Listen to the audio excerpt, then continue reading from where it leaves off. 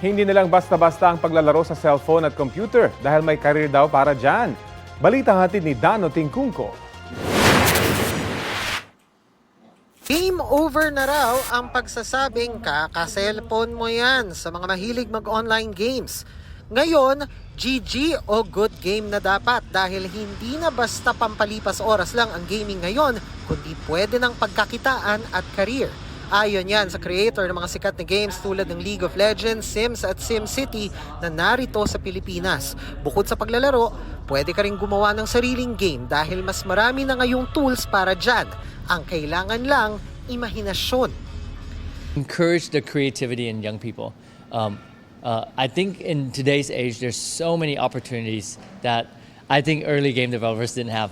Katunayan, may mga full college course na sa Pilipinas kaugnay ng gaming tulad ng esports management at game design. If you're young and you have a lot of pressures to do this, like I would really, for the parents, I would say to the parents, the game industry is now a massive industry. It's 3 billion people playing. It's super global. It's larger than film and music and books combined in terms of sales.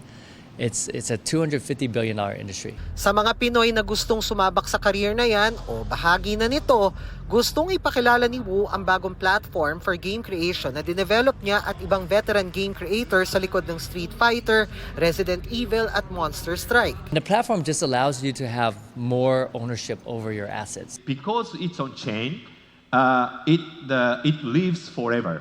Even if developers stop servicing the game, as long as community is there, the service goes on.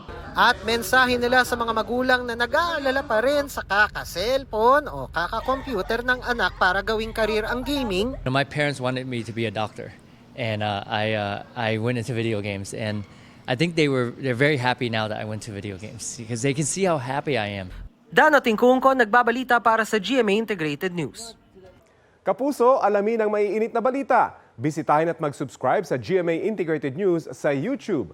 Sa mga kapuso abroad, samahan nyo kami sa GMA Pinoy TV at sa www.gmanews.tv.